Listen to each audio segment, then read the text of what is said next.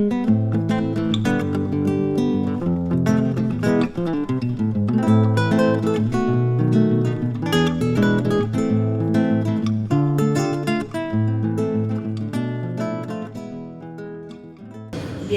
tardes a todos, bienvenidos a la segunda conferencia de Historia Antigua que se está celebrando aquí en el Museo de la Universidad, organizada por la Asociación de Miembros del Museo.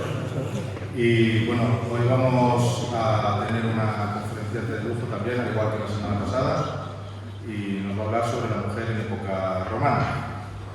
La conferenciante de hoy es María del Carmen Delia Claudio Navarro, nacida en Zaragoza.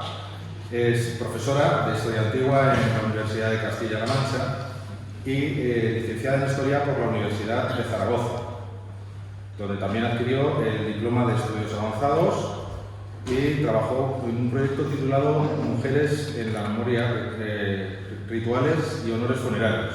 También es doctora desde febrero del 2016 y su tesis doctoral, que pronto verá la luz porque será publicada, se titula Estudio de la mujer a través de sus epitafios, rituales y honores funerarios en la colonia de Tarraco, en el que, como su propio nombre indica, pues va desentrañando el papel que tuvo la mujer en esta colonia a través del estudio de sus tumbas, de sus epitafios.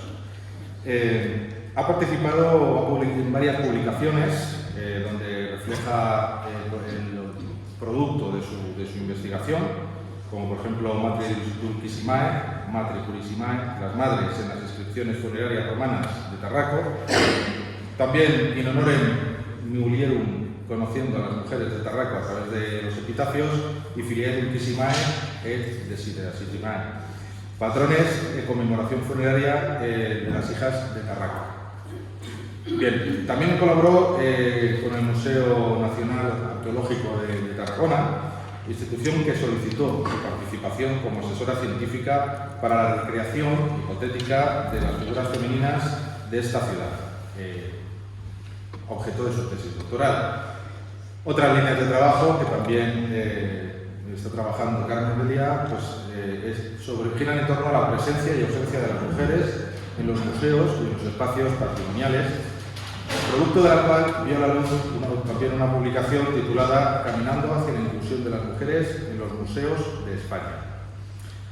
Vinculada también a esta temática, ha participado como docente en varias ediciones del máster propio de museos de la Universidad de Zaragoza y actualmente forma parte del proyecto de investigación Cara Suis, las mujeres hispano-romanas ante la muerte, un proyecto de investigación que está centrado en la Universidad de Sevilla. También desde el año 2000 ha asistido y participado en congresos y seminarios científicos sobre arqueología, mujeres, género, educación, museos, accesibilidad, colaborando en la organización de varios relacionados con el género y los estudios sobre las mujeres. También es miembro de la Asociación Española de Investigación de Historia de las Mujeres y del Instituto Universitario de Estudios Feministas y de Género, Purificación Escribano, que pertenece a la Universidad Jaume I de Castellón de la Plana. Bien, pues, y varias cosas más que me voy a dejar porque si no, no le voy a dar paso a que es a lo que ustedes han venido, a que dé su ponencia. Así que me dejo con ella. Muchas gracias.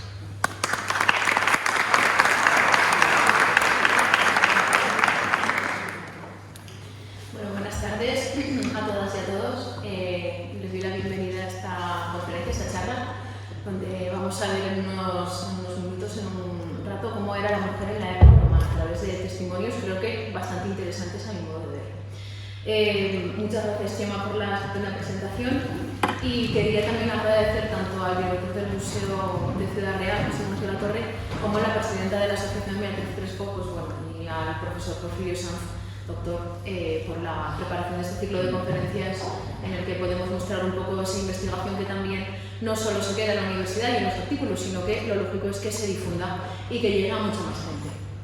Bueno, pues como ven, mi conferencia se titula La mujer en la época romana, entonces voy a intentar hacer un repaso general de los diferentes testimonios que tenemos, tanto arqueológicos como de cultura material, donde podemos ver precisamente cómo se puede conocer a través de todos esos testimonios a las diferentes mujeres o a gran parte de las mujeres que vivieron en el mundo romano en las distintas ciudades y colonias que funda Roma a lo largo del Mediterráneo. Pero que primero quería empezar con este pequeño acertijo que a lo mejor en algún caso sí que lo conocen, porque me parece tremendamente importante cómo utilizamos el lenguaje. Porque el lenguaje tiene la capacidad de visibilizar. Y si utilizamos generalmente el masculino genérico, nos estamos dejando de nombrar a una parte de la sociedad que somos las mujeres. Dice, Pérez tenía un hermano, el hermano de Pérez murió, pero el hombre que murió nunca tuvo un hermano. ¿Por qué? ¿Quién me lo sabe decir? ¿Lo conocen? Lógicamente. Es que viven ya con los deberes hechos, entonces es muy fácil. Bueno, eso que parece tan obvio, en muchos casos no lo es. Ahora, pues bueno, porque lo conocen ustedes y porque tienen pleno conocimiento y yo creo que plena conciencia también de que el lenguaje lo tenemos que utilizar de una manera muy adecuada para poder nombrar y para que las mujeres, tanto mujeres como varones, nos sintamos de alguna manera reconocidos y reconocidas, porque es importantísimo. Yo hace años hice un máster de género en Oviedo donde me pusieron el mismo acertijo y al principio, claro, mi mente estaba muy masculinizada en ese sentido y me costó llegar a poder saber por qué era así. Pero bueno, al igual que a mí, a todas las compañeras del máster nos pasó lo mismo y éramos todas, bueno, menos uno o dos, éramos mujeres. Bueno, este es un esquema general de lo que vamos a ir viendo. Tengo mucho material, entonces lo que voy a hacer es, dependiendo de cómo vaya el tiempo, pues bueno, dejarme a lo mejor de contarles algunas cosas que tampoco son realmente muy importantes, pero que, pues a mi modo de ver, me parece bien si me da tiempo para que sepan un poco más. Así que vamos a empezar hablando de las mujeres en la historia de la humanidad de forma muy general. Después de información global tenemos de las romanas y cómo podemos conocer a las mujeres romanas. El tercer punto habla de ese reconocimiento de las mujeres a través de las necrópolis, de los epitafios, de sus tumbas, que de hecho lo he subtitulado Nuestra herencia porque tenemos muchísimo más en común con el pueblo romano de lo que nos podemos llegar a imaginar y en los monumentos funerarios se ve muy claro. Por otro lado, el punto cuarto hablará de las virtudes femeninas, el modelo de antimujer, porque también había epitafios que nos hablaban de ese modelo de antimujer, de lo que no tenía que ser una mujer. Veremos algunas profesiones de mujeres también a través de inscripciones, de epitafios que las mencionan a ellas directamente. Y después, si nos da tiempo, pues bueno, les informaré de manera muy breve de la investigación que yo hice, que ha mencionado Chema, y que resultó en mi tesis doctoral que estoy revisando para publicar ya, si Dios quiere, el año que viene. Las mujeres en la historia de la humanidad. Cuando releemos la historia de la humanidad, porque tenemos toda la información ahí, tanto en los elementos arqueológicos y en los objetos de los museos, como en las lecturas, cuando la releemos en clave de género, hablando tanto de hombres como de mujeres, con esa mirada incluyente que nos hace hablar tanto de, es decir, de personas en general, no solo de hombres, redescubrimos muchas figuras femeninas que estaban ocultas de alguna manera, pero que si volvemos a consultar esa documentación tanto arqueológica como escrita, vamos a encontrarlas ahí. Entonces es una labor un poco de búsqueda la que tenemos que hacer, pero merece mucho la pena, porque podemos encontrarnos con mujeres tan interesantes como la fotógrafa Julie Margaret Cameron, que fue una fotógrafa que se ganó la vida de su profesión en el siglo XIX. No sé si en algún caso habían oído hablar de ella, ¿la conocían? ¿No? Es una mujer un poco desconocida, pero fíjense qué fotografías tan bellas hacía. Es una verdadera maravilla. Como ella, muchísimas. ¿A esto que nos ayudan los estudios de género? Porque los estudios de género nos ayudan a poder volver a redescubrir ese papel de las mujeres en el pasado, en el presente, para poder tener un futuro inclusivo. Pero también los estudios de género hablan de las relaciones con los hombres, por supuesto, de la masculinidad. Yo estudié también masculinidades en el máster que hice de género en Oviedo, es decir, no me quedé solo en estudios de mujeres. Porque lo lógico es que también, aparte, desvinculándonos un poco de la materia histórica, pero que nos sirve también para ello, lleguemos a ese equilibrio en la sociedad entre hombres y mujeres, que es lo lógico, porque si no, no sé dónde vamos a llegar a este paso. ¿Por qué una historia de las mujeres? Bueno, pues porque la historia de los hombres, pues si me permiten, está ya escrita principalmente. Entonces, por eso tenemos que seguir investigando sobre mujeres en diferentes épocas históricas. Según María Pilar Vicente y María Ángeles Arume, que publican un artículo en una monografía en el año 2010, lo llaman, lo tildan de herramienta necesaria para la transformación social. Y además es imprescindible. ¿Por qué? Porque si no, estamos haciendo también, de alguna manera, antes hablábamos de los falsos históricos de aquí de Ciudad Real, pues de alguna forma sería también un falso histórico. Es decir, tenemos que hablar de forma objetiva, no tiñendo de subjetividad, que a veces es muy difícil también irnos por allí, pero tenemos que hablar de forma objetiva de las mujeres y de los hombres que conocemos a lo largo de la historia. Yo creo que están de acuerdo conmigo, ¿no? Si no, no estarían aquí, me imagino. Claro, hay investigadoras como Pauline Smith-Pantel en una obra coral de Georges Duby y Michel Perrot, la publican en el año 2000. Es una obra que abarca diferentes épocas históricas para poder descubrir a esas mujeres a lo largo de la historia. De hecho, el primer volumen se llama Historia de las mujeres en la antigüedad. Y ella lo que se cuestiona es si a día de ese momento, del año 2000, se podía escribir la historia de las mujeres en la antigüedad haciendo abstracción de esa historia de las mujeres. Creo que la respuesta está totalmente clara, ¿no? Creo que lo tiene claro. Es imposible hablar del pasado si no hablamos de mujeres y de hombres, pero de cualquier época histórica. Claro, es lo que tienen ahí en la imagen que está también acompañada de ese texto, esas figuras que recrea la artista Elizabeth Daines, que son una familia neandertal y que a mí me gusta mucho también proyectar en las clases y en las conferencias porque nos habla de una familia al completo. De la madre, del padre, y de la criatura, que no sabemos si es niño o niño, pero está ahí. Porque uno de los hándicaps a lo mejor que tienen, en algunos casos, la muestra de estas épocas tan antiguas, es que muchas veces nos hablan del origen del hombre. Yo sé que a veces es difícil cambiar los discursos, pero creo que es importante que trabajemos también por ello. Porque a mí eso ya del origen del hombre me chirría mucho. Yo como vea solo hombre, hay que pensar en hombres y en mujeres. Tenemos que escribir la historia de la humanidad con hombres y mujeres porque tenemos referentes de hombres y mujeres en todas las épocas históricas. Lo único que tenemos que hacer es redescubrir esos referentes, pero se puede hacer perfectamente. Porque si no, estamos planteando una historia parcial y sesgada y además irreal, porque no estamos contando con todas las personas realmente que existieron, con todos esos testimonios. ¿Qué información tenemos de las romanas? Si nos metemos ya más en materia. Podemos redescubrir a las mujeres romanas a través de diferentes fuentes de documentación del pasado. Las fuentes arqueológicas, por ejemplo, los restos de la cultura material, pinturas, mosaicos, esculturas, monedas, inscripciones. Dentro de las inscripciones, unas de las más importantes son los epitafios, las inscripciones funerarias, que es el tema que trabajo yo en mi tesis doctoral y que nos ayuda a redescubrir mucho la figura de las mujeres en la antigüedad, porque nos dan testimonios reales de lo que pasa en ese momento, generalmente son muy reales. Las obras clásicas, las fuentes jurídicas, los códigos de leyes, también nos hablan de las mujeres, de los varones, pero claro, ¿qué pasa? Que los códigos de leyes generalmente están redactados por hombres.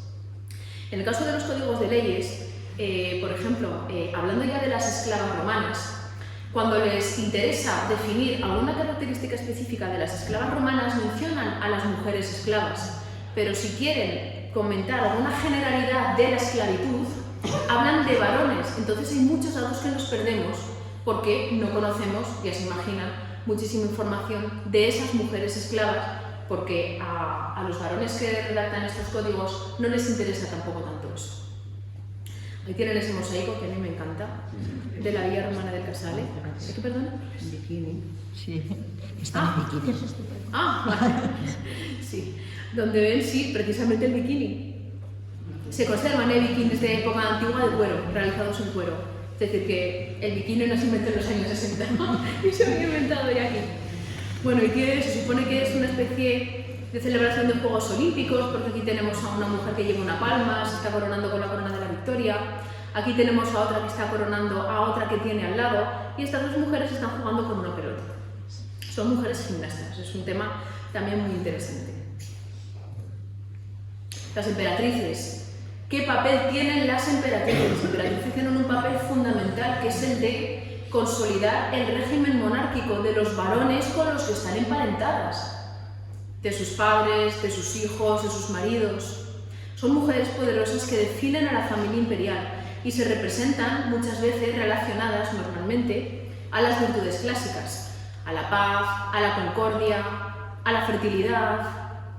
Aquí tenemos, por ejemplo, un euro y una moneda de Faustina I la Mayor, que es la esposa de Antonino Pío, y se está comparando con la diosa Venus. O, por ejemplo, en esta escultura de Julia Domna del siglo II, que fue la mujer de Septimio Severo, la madre de Caracalla, del emperador Caracalla y de Geta, está sosteniendo unas piezas de fruta y está asimilándose a la diosa Ceres, a la Demeter griega, también. O, por ejemplo, aquí un Orio de Tiberio, donde puede verse aquí a Lidia, a su madre, a la mujer de Augusto, representada como la Pax, la virtud imperial. En este sentido, sabemos que Augusto, cuando logra establecer esa época de paz en el Imperio Romano, construye el Ara Pacis, el altar de la paz, donde se representa toda la familia imperial. Esto no es casualidad que se representen así, vinculadas a las virtudes. ¿Por qué? Porque gracias a estas virtudes están hablando de que esas mujeres tienen suficiente honor como para dar importancia a los hombres de su familia. A través de las mujeres se habla de los hombres. Y esto se ve muy bien también en los epitafios, como vamos a ver más adelante. Hablando de la tutela, durante buena parte del Imperio Romano las mujeres estuvieron tuteladas. Era un régimen de control por parte de los hombres, en un primer momento por parte de su marido, después ya pasaban a la tutela por parte, de su marido, primero de su padre, después de su marido. Pero fíjense lo que nos dice la Ley de las 12 Tablas, que es de los códigos más antiguos que tiene Roma y que sigue a pies juntillas. Los ancestros quisieron así que las mujeres, incluso adultas, quedasen bajo tutela en razón de su ligereza de espíritu, salvo las vírgenes vestales que quisieron que fueran libres. Y así se previene en la Ley de las 12 Tablas. Eso de ligereza de espíritu, ¿alguien me lo puede explicar? Porque yo soy de ligereza de espíritu, ¿no? Pero fíjense cómo definían a veces a las mujeres el ser de infirmitas sexus con imbecilitas mentis. Es un poco fuerte, ¿no? Sí. Visto desde el siglo XXI, también es verdad que tenemos que ubicarnos en esa sociedad de época romana, donde las cosas eran tremendamente diferentes. Pero llama mucho la atención cómo esta discriminación es muy patente ya en Roma. ¿Por qué no les parece bien cómo gobierna Cleopatra? Porque Cleopatra es una mujer libre. Y porque no tiene nada que ver con una mujer romana, ¿no? Yo creo que aquí algún compañero de profesión me puede dar la razón perfectamente. Exacto. Bueno, ahí tienen la imagen. Me gusta mucho acompañar imágenes que están relacionadas con el texto de una sacerdotisa vestal que llevó un peinado que era típico también de las novias romanas, el sexcrines o sinecrines, y que es de los pocos elementos que se conservan también, que sabemos cómo iban vestidas las vestales. Pero después tenemos a Gallo, un jurisconsulto del siglo II, que nos dice, totalmente contrario a lo que habíamos visto. No parece que haya habido ninguna razón seria para mantener bajo custodia a las mujeres púberes. En efecto, las mujeres púberes tratan por sí mismas sus asuntos y en ciertos casos su tutor no interpone su autoridad más que de un modo puramente formal. Claro, esto supone de alguna manera también un pequeño reconocimiento, pero es un reconocimiento verbal, porque para llegar al reconocimiento físico tuvo que pasar un tiempo. En la época de Augusto, Augusto ya establece unas leyes según las cuales las mujeres libres que den a luz a 3 criaturas y consigan sobrevivir esas 3 criaturas durante un tiempo, van a verse liberadas de la tutela. Las libertas si dan a luz a 4, es decir, antiguas mujeres esclavas. Claro, con esto favorece mucho esa capacidad económica femenina, ayuda mucho a las mujeres a poder desarrollar sus asuntos de una manera totalmente independiente y no tienen, en ese caso, que verse tanto ni vincularse tanto a los varones de su familia. Ahí viene una mujer, es una funeraria, donde se puede ver muy bien a esa matrona que tiene un triclinio perfectamente preparada, pues bueno, tomando su refrigerio. Y finalmente, ¿qué nos dice Tito Livio en la historia de Roma, desde su fundación? Que, según recoge de Marco Porcio Gatón, en cuanto empiecen a ser iguales serán superiores. Claro, esto es lo que pasa. ¿Qué había miedo? ¿No? Había mucho miedo.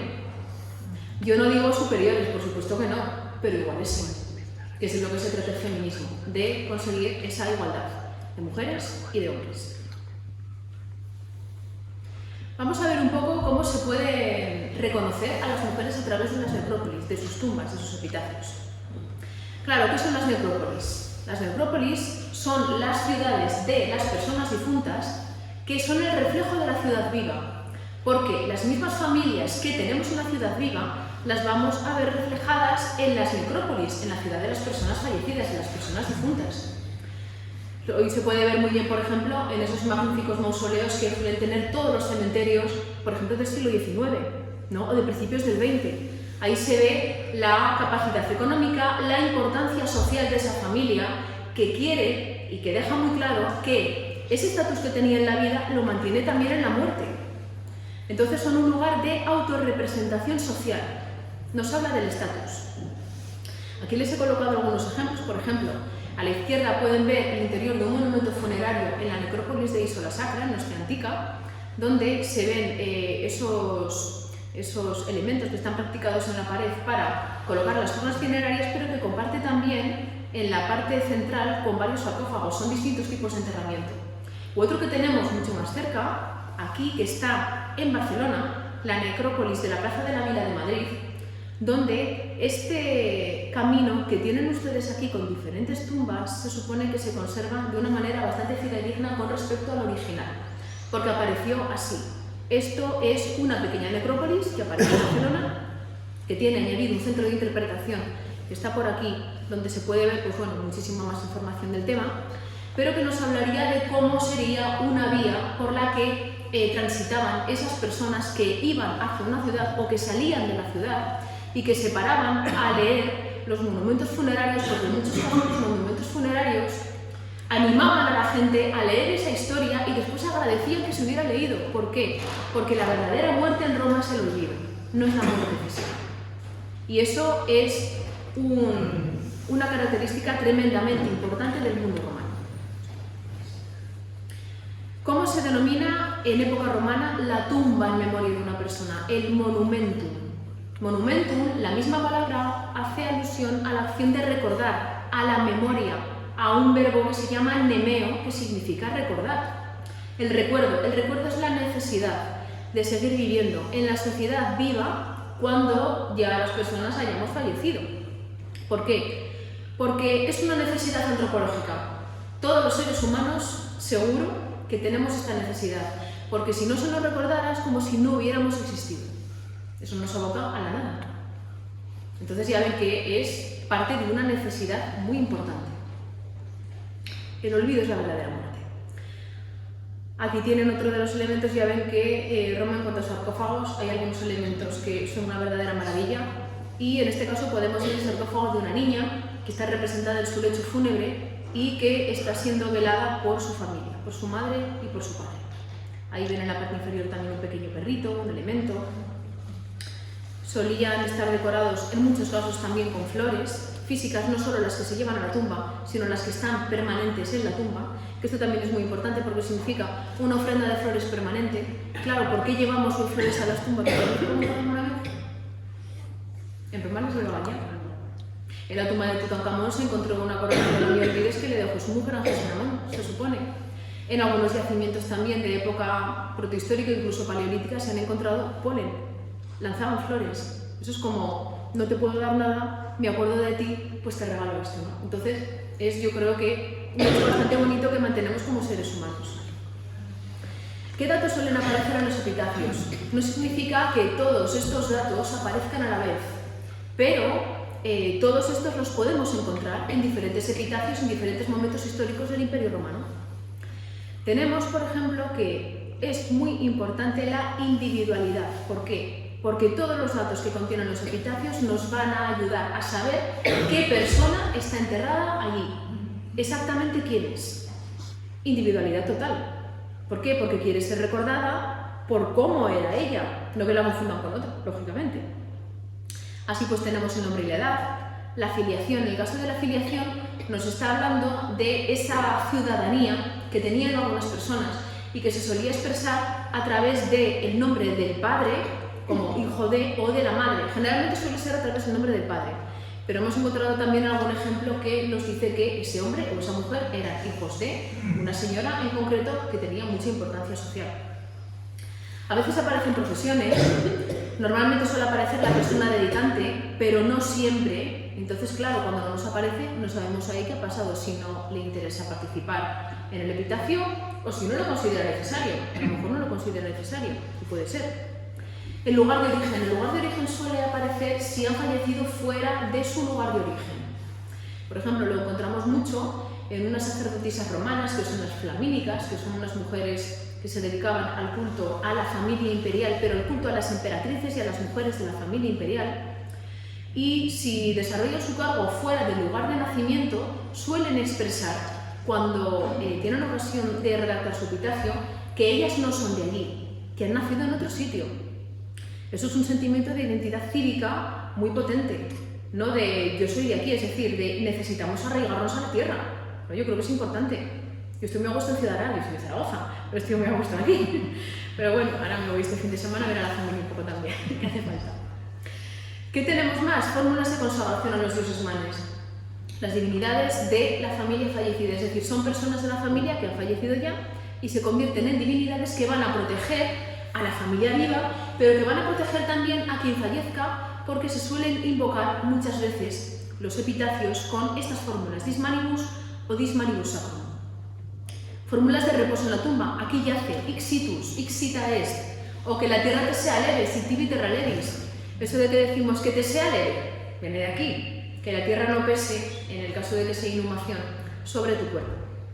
Saludos a la persona fallecida y de la persona fallecida, agüe, salve, y sobre todo, cuando quieren que se detengan a leer la tumba, les dicen, siste viator, párate caminante.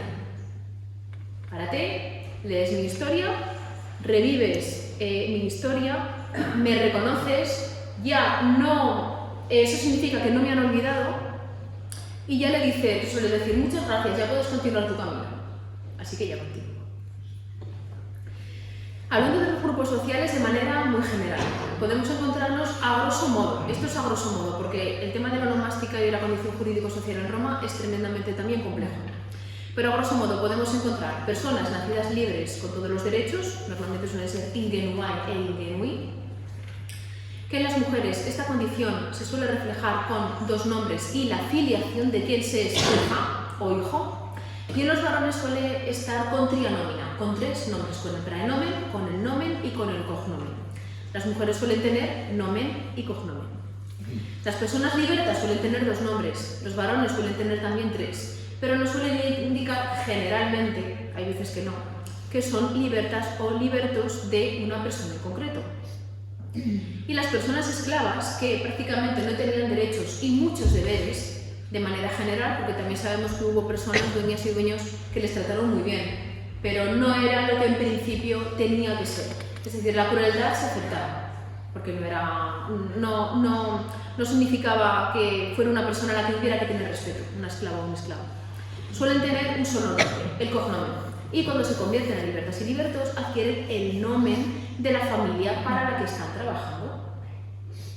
Ahí tenemos el epitafio de Gavia Athenais, que fue contubernal, lo vemos aquí muy bien, de su marido. Su marido fue liberto de la provincia Hispania Quiterio, un liberto con una capacidad económica, se imaginan, bastante potente, porque fue de una provincia, no de una persona a nivel particular, sino de una ciudad. Esta es con la que se anunciaba la conferencia. Esta foto la realicé yo en Tarragona hace muchísimos años, en una de las ocasiones en las que fui al museo a consultar los epitafios, y me parece preciosa. No solo por la lápida, porque es una de las pocas que tiene decoración en general, sino por ese juego de luces que fue ocasionado y gracias a un árbol que había al lado. Y bueno, me encantó. Por eso decidí al final que pudiera ser esta la que publicitaria. ¿Cómo nos suelen presentar a veces a las mujeres? Pues bueno, ahí bien que tenemos a Filema, que es de aquí, de Retorta del Bulla, que tengo que poner una imagen de mujeres de aquí, de Ciudad Real. No se conserva mucha información, pero lo que nos dice es Filema se ha perdido la primera parte del nomen, no sabemos cuál fue su nomen, conocemos solo su cognomen, ixita est, aquí yace, citibi terra levis, que la tierra te sea ligera. Está en este catálogo epigráfico, esto suele ser la asignatura de los catálogos epigráficos porque cada catálogo corresponde a una parte en concreto del Imperio Romano, y en este caso el CIL 2 corresponde a toda Hispania romana. Dentro del CIL 2 tendríamos varios números que corresponderían a las diferentes provincias. Y pueden descargarse ustedes este artículo, porque yo lo hice y lo consulté, me pareció muy interesante, que tratan el estudio de Sestela, Hipólito Sánchez Álvarez de Toledo, Covadonga Lorenzo Coy y María Fernández Porta en Casa. Está publicado en los cuadernos de arqueología de la Universidad de Navarra. Ahí ven esa reconstrucción en 3D, que por cierto el artículo también trataba precisamente sobre esa reconstrucción que se había hecho, y la información en la lápida original. Vamos a hablar de virtudes femeninas. Este es un tema tremendamente importante. La mujer se suele definir en época romana como vinculada a un hombre, a un varón. Claro, yo me pregunto ahora, y yo creo que también se lo preguntarán ustedes, ¿este modelo de virtudes era real o era utópico? Es decir, ¿todas las mujeres fueron así o era lo que se esperaba que fueran las mujeres? Lógicamente era, en buena parte, lo que se esperaba que fueran las mujeres. No significa que no hubiera mujeres así, y no significa que eso sea malo, pero el problema es que querían que todas las mujeres fueran de una manera determinada y controlarlas, sobre todo, que fueran sumisas. Felisa del Barrio Vega, en su investigación, nos dice que las mujeres fueron recordadas en sus epitafios generalmente por haber sido buena esposa, madre y por sus virtudes domésticas. Ya veremos más adelante cómo se recuerda a Cornelia, la madre de los Gracos, que fue una mujer muy culta, pero ya veremos cómo se la recuerda. Se hacía referencia a los varones de su familia, a sus maridos por supuesto, a sus hijos, a sus padres, a sus hermanos. Yo no digo que esto esté mal, pero no tiene por qué ser lo único o la única forma en la que se recuerde a las mujeres en cualquier época histórica, ¿no? Yo creo que me da la razón, la mayoría. Después tenemos otra virtud que es el trabajo de la lana, y derivado del trabajo de la lana nace una virtud asociada a las correctas esposas y madres, que es la lanífica. ¿Quién es la lanífica? La que teje. Pero ¿a quién decirle la lanífica? A la perfecta esposa y madre. Es decir, si te denominaban lanífica en época antigua ya te habían dicho todo, ya te podías ir tranquila, porque ya vamos, te habían definido de la mejor forma posible. Fíjense en algunos epitafios cómo se insiste en este tema del trabajo de la lana, que va vinculado al comportamiento de las mujeres y a cómo se tiene que comportar una mujer en la sociedad. Esto es un epitafio precioso de una matrona romana de Claudia del siglo II a.C. Y el epitafio de Claudia a mí me encanta, es muy bonito, se conoce muchísimo en el mundo de la historia antigua, y dice lo siguiente: caminante, mi discurso es breve, detente y lee. Aquí hace alusión también a esa persona que va a ver la tumba. Esta losa cubre una mujer hermosa, a la que sus padres llamaron Claudia. Quiso a su marido con todo su amor. Engendró 2 hijos, a uno lo deja vivo, la otra huyó al regazo de la tierra. Dice que una de sus hijas, su hijo, falleció. Fue amable en su trato y noble en sus maneras, cuidó de su casa y tejió. He terminado. Adiós. Es decir, ya te puedes ir. Claro, llama la atención mucho, ¿no? ¿Cómo nos presentan a Claudia? Pues bueno, que fue una mujer muy amable, que cuidó de su casa, que trató muy bien a las personas, a su familia y a sus amistades, y que tejió. Solo sabemos eso de Claudia, no sabemos nada más, no sabemos cómo era. 30 minutos solo. Gracias. Yo creo que me da tiempo. Bueno, ya ven que los epitafios suelen recoger toda esta información. Porque estas virtudes son construidas, o yo las denominaría construidas en la matrona romana. La buena esposa es la mujer de un solo hombre, la univira. Univira viene de un hombre, y aquí Beatriz lo puede certificar perfectamente, ¿no? Nos está diciendo que es mujer de un solo hombre, literal. Pero claro, por otro lado, Roma favorece que haya divorcios y separaciones para que se puedan volver a casar y puedan volver a procrear, porque era la forma de mantener el Estado romano. Es una contradicción en sí misma muy grande. La modestia, la pudiquitia, muy importante también. Como buena madre, ¿quién es buena madre? Quien es fértil, quien educa a sus hijas e hijos, pero quien tiene y lleva a cabo generalmente todos sus embarazos. Séneca valoró muchísimo a su madre Elvia porque llevó a buen término todos sus embarazos. Por otro lado, tenemos que el paterfamilias, durante una buena parte del Imperio Romano, tenía capacidad de decidir quién vivía y quién moría, o si esa mujer debía interrumpir su embarazo. Y buen ama de casa, domisera, viene de domus, de casa. Y la lanífica, que es la virtud romana por excelencia. En general, obediencia. Bueno, esto es lo que querían los varones romanos. Otra cosa es lo que fue de verdad o no, que en muchos casos no se cumplió. Claro, ¿cómo nos presentan a Cornelia? Cornelia fue una mujer muy culta. Sabemos que cuando se queda viuda hay un gobernante de Egipto que pretende casarse con ella y ella lo desestima y se dedica al cuidado de sus hijos y de su hija. Pero ¿cómo nos recuerdan a Cornelia? Como la hija del africano y la madre de los galacos. No nos dice nada más. Qué pena, ¿no? Una mujer tan culta, que se supone que se conservan también parte de sus escritos, que no nos recuerde de ninguna otra manera. ¿Y qué nos dice Plinio? Pues nos habla de su capacidad de fertilidad. Otros y otras engendran solo hembras o solo machos. A menudo también alternan, como la madre de los galacos, 12 veces, tuvo 12 criaturas. Esto era lo normal en la época antigua, pero bueno, en época, hace no muchos años, también. Entonces, ¿qué hace Cornelia al igual que muchas madres? Lo que hacen es educar a sus hijas e hijos en el modelo de Estado que tiene que transmitirse a las generaciones por parte de Roma. Es decir, les dan esos instrumentos que van a necesitar para que la sociedad romana siga perviviendo, para que Roma siga viviendo. Por eso es tan importante la procreación, que es el objetivo principal del matrimonio en época romana.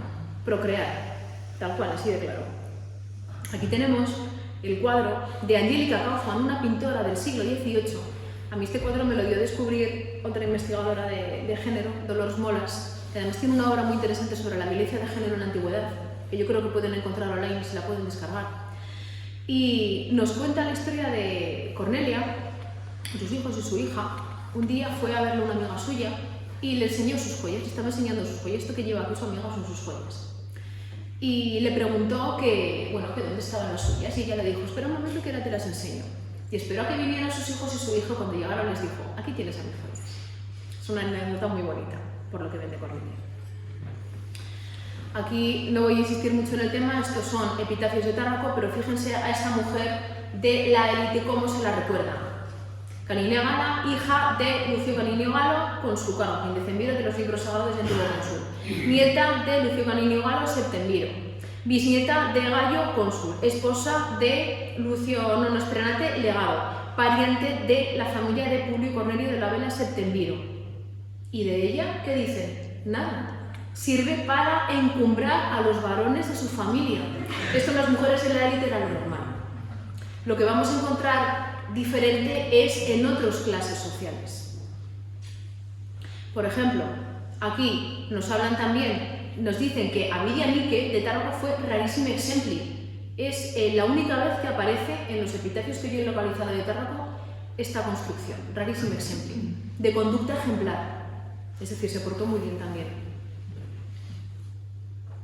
O por ejemplo, Tiqué y Julia Secunda, esposa devotísima de conducta ejemplar. Julia Secunda, hija devotísima y castísima.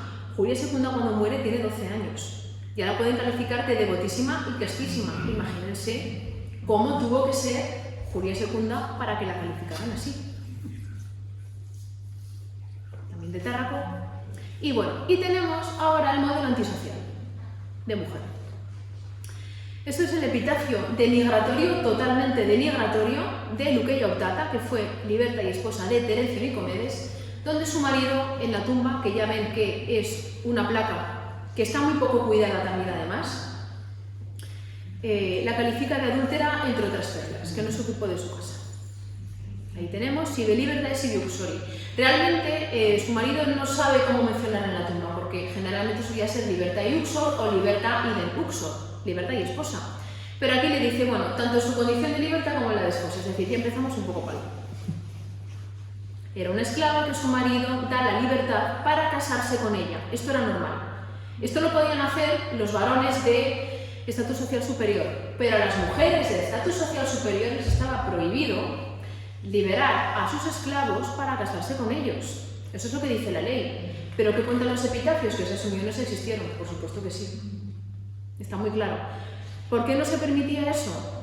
Porque Roma no aceptaba los matrimonios donde la mujer tuviera una situación superior que el varón. Eso estaba muy mal visto. Ya ven, discriminación patriarcal total. ¿Cómo se traduce el epitafio? Pues tiene varias traducciones. Una de las últimas es la de Jaime Siles y Ricardo Hernández, que son filólogos, y es muy interesante porque nos dice: a los dioses manes, y bueno, más o menos empezamos bien, ¿no? Con la consagración. Terencio Nicomedes a Luqueia Optata, tanto en su condición de liberta como la de esposa. Optata dice, es un diálogo entre ella y él: yo lo he hecho como he podido y ahora tú recelas de mi hijo. Él dice, pero es que te has pasado toda la vida fuera de casa, muchos se lo pasaron bien a tu costa.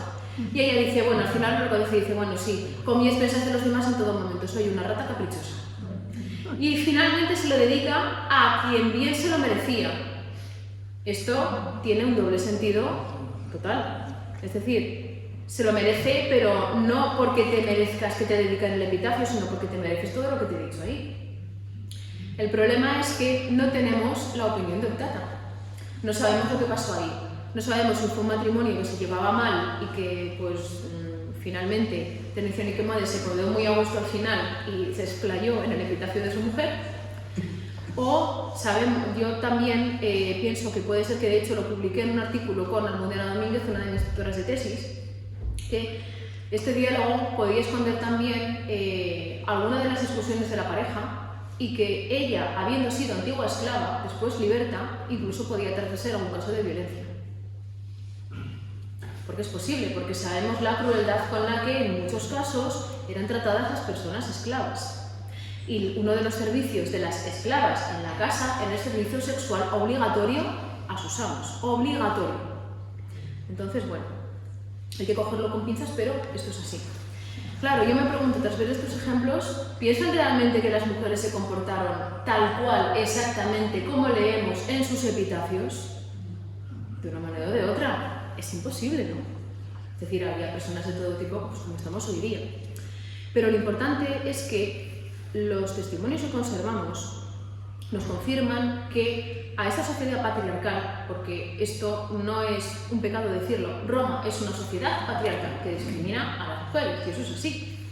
Les interesó transmitir ese modelo de mujer, con unas virtudes específicas, con unos valores, con un comportamiento intachable y, sobre todo, si un epitafio hablaba bien de una mujer, hablaba bien de los varones de su familia. Y si hablaba mal de los varones de su familia.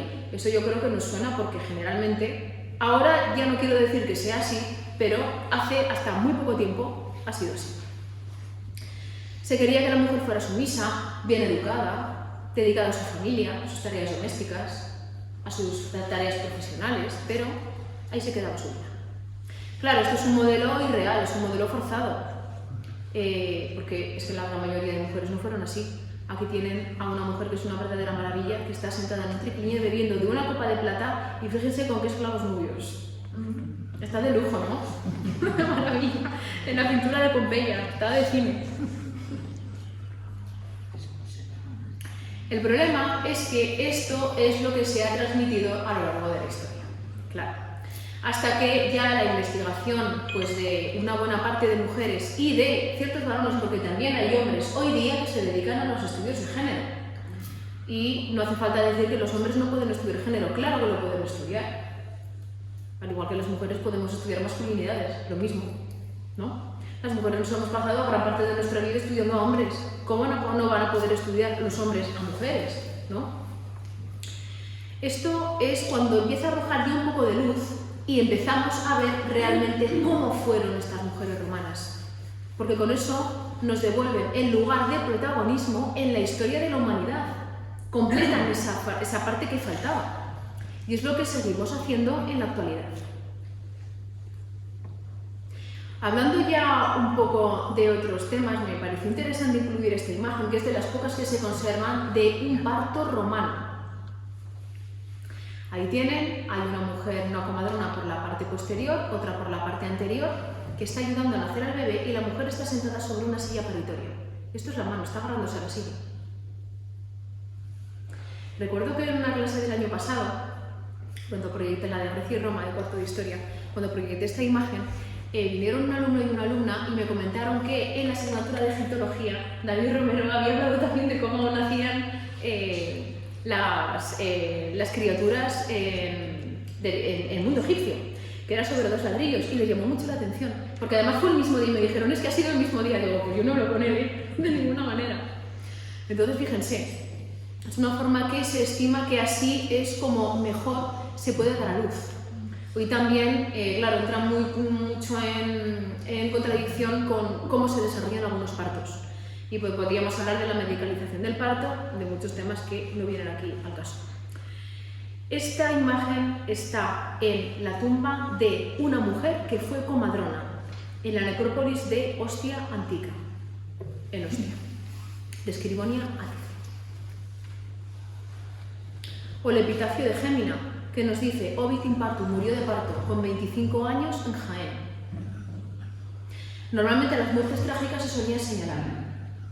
Si son muertes que no se consideran muertes naturales, muertes por parto se señalan.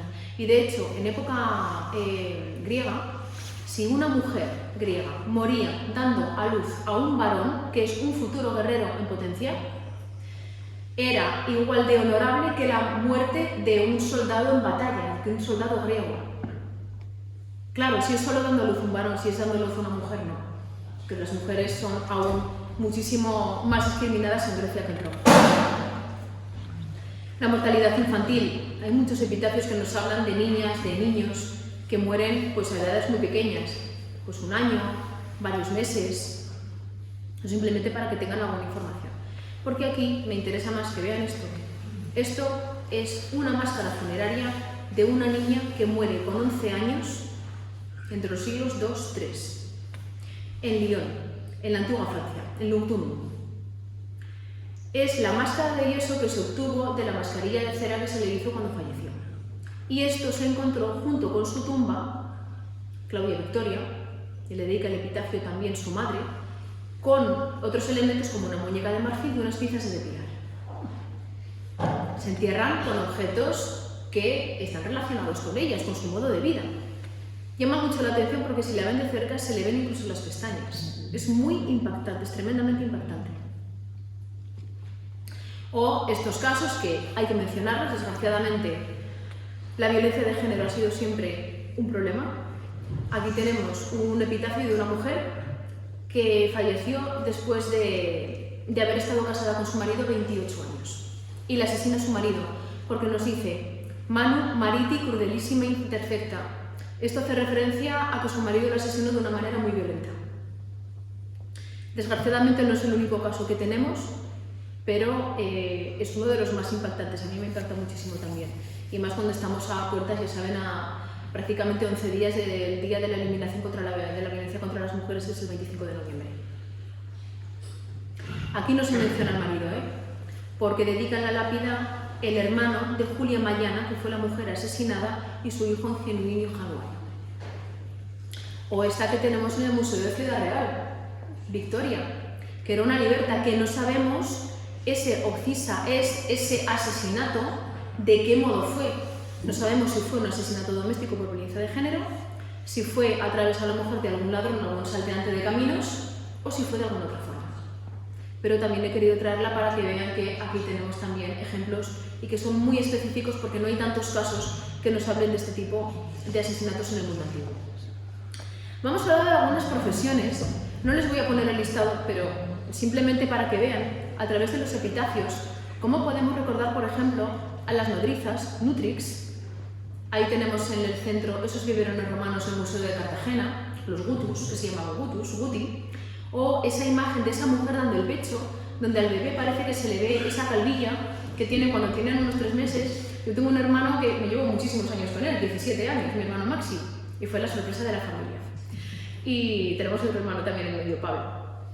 Y me acuerdo que Maxi, cuando tenía 3 meses, yo tenía 17 y casi 18, me acuerdo perfectamente, se le empezaba a caer el pelo y se le veían esas calvillas y a mí me hacía mucha gracia, pues esto es como la calvilla de los bebés.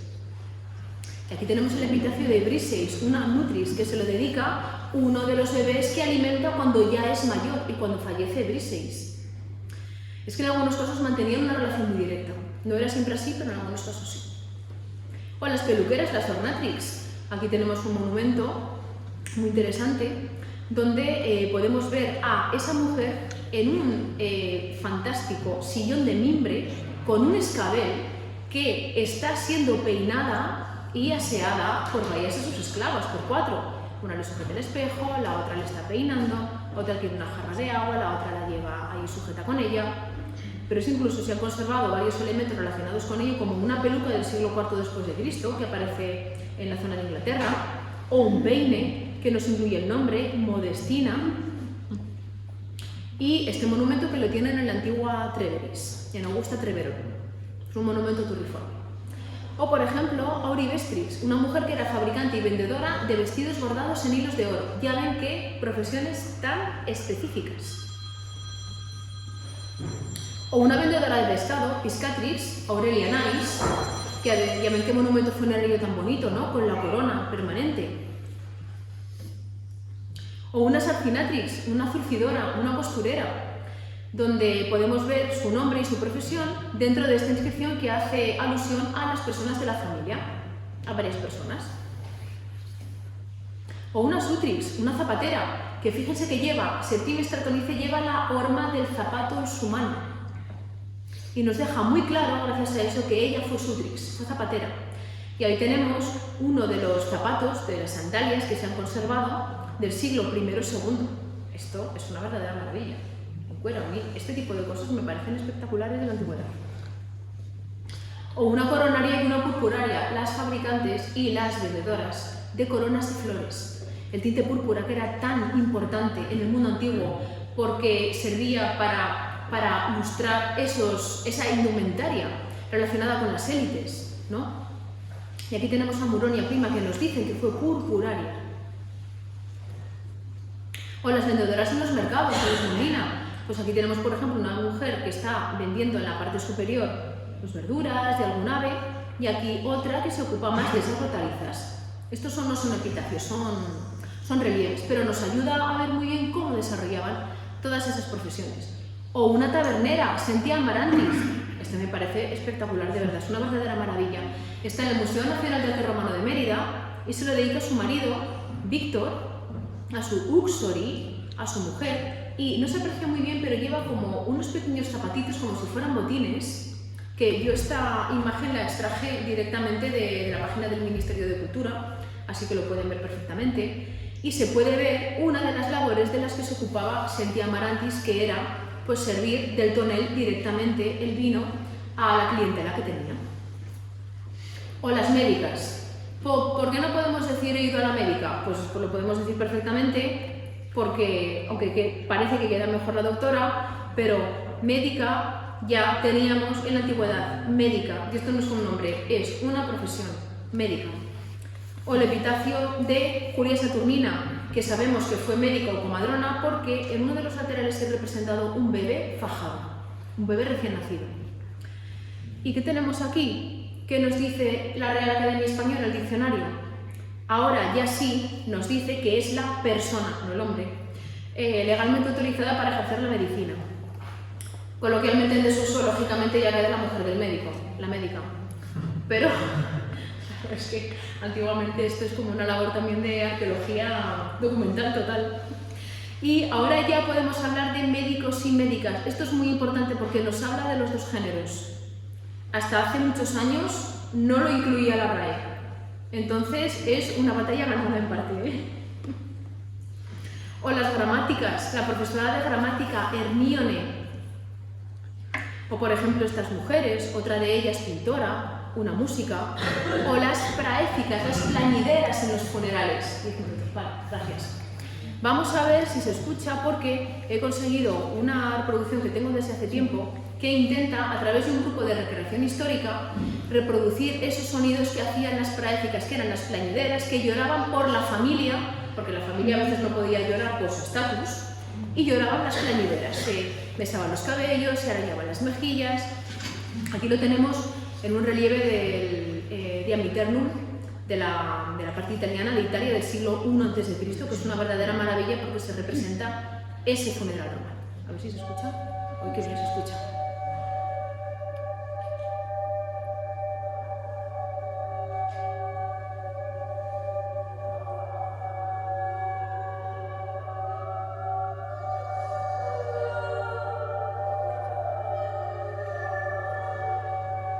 Aquí podemos verlas mejor.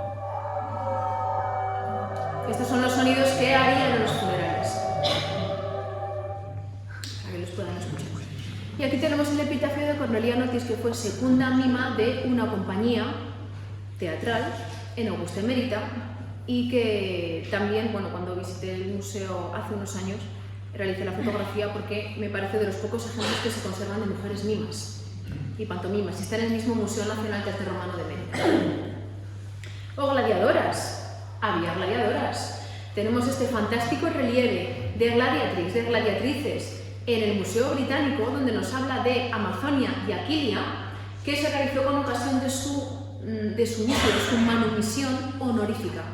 Eran mujeres posiblemente esclavas y les dieron la libertad. Esta estatuilla que tenemos en la parte inferior, que representa también a una mujer, nos habla de esas gladiatrices, en este caso blandiendo un cuchillo corto. Bueno, ahí las ven que van totalmente vestidas como los varones gladiadores, igual. Porque claro, las gladiatrices eran mujeres que estaban desarrollando una profesión infamante. La infamia era esa falta de honorabilidad. Era lo contrario a la dignitas, a esa posición social. Pero es que las mujeres, por ejemplo, cirqueras o las actrices también eran infamantes, calificadas por Roma.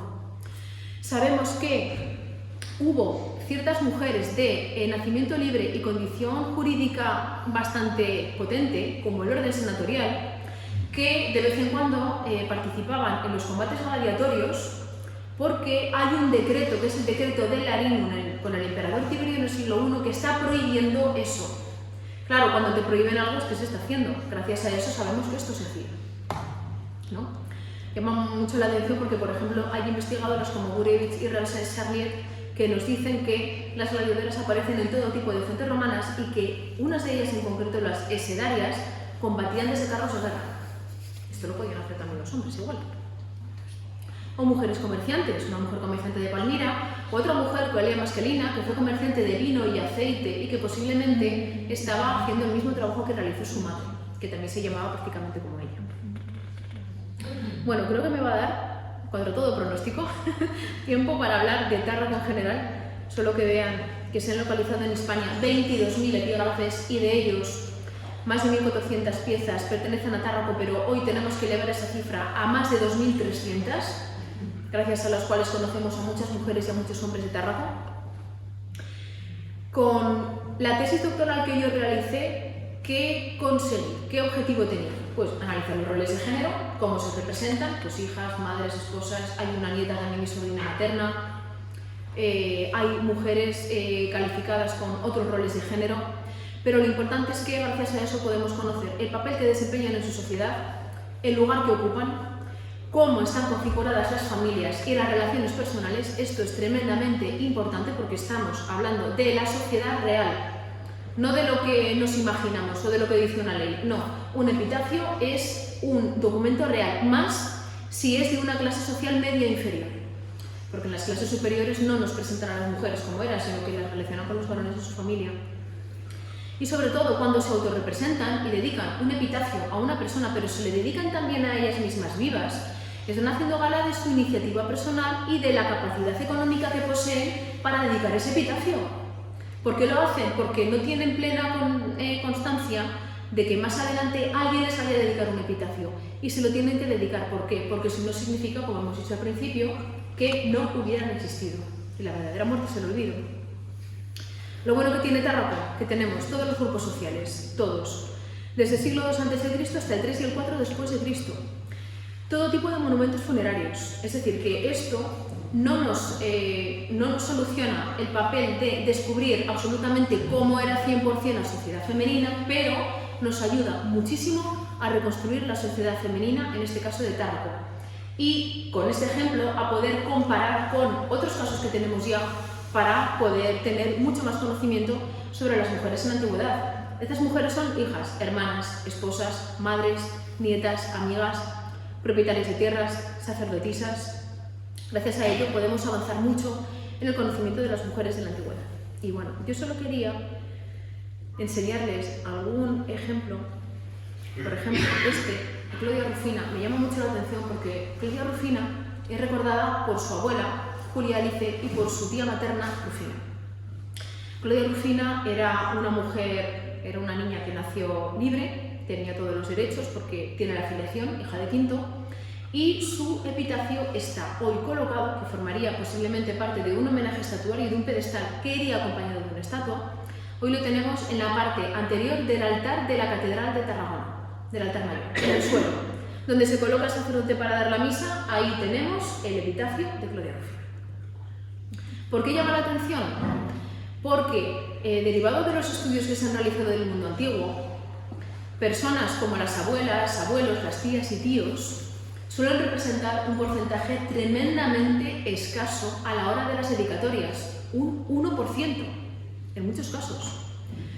Entonces esto es una excepción. ¿Y qué nos quiere decir? Que posiblemente Claudia Rufina sería huérfana y no tendría a nadie que pudiera dedicarle el epitafio, de no ser que, pues bueno, que finalmente fueran, como tuvo lugar, su abuela y su tía materna. Y además ya ven que la segunda parte del nombre de Rufina es igual que el de su tía materna, que el de su matertera. Y otra que la de la buena esposa, y bueno, tenemos el de Gavia, que lo tenemos que comentar sí o sí. La traducción. Lucio Fabio Víctor, liberto de la provincia, para Gavia Tenede, su queridísima y amadísima compañera, que la tierra te sea leve. La llama contubernal. El contubernio era esa unión marital entre personas libertas o esclavas, que puede ser que tuvieran un matrimonio legal entonces, pero que él le gustara mucho esa forma de llamarla a ella y la siguiera llamando contubernal. Tenemos muchísimas. Esta de Melpómene es una esclava que tiene realizado su epitafio en mármol de Luni. No es cualquier material. Una esclava no se podía permitir esto. Se supone que se la dedica a su dueño y se piensa que tuvo una relación especial con su dueño o a lo mejor sería parte incluso de su familia. Es decir, nació del dueño en dedicarle ese epitafio. Aquí nos dice servo, esclava.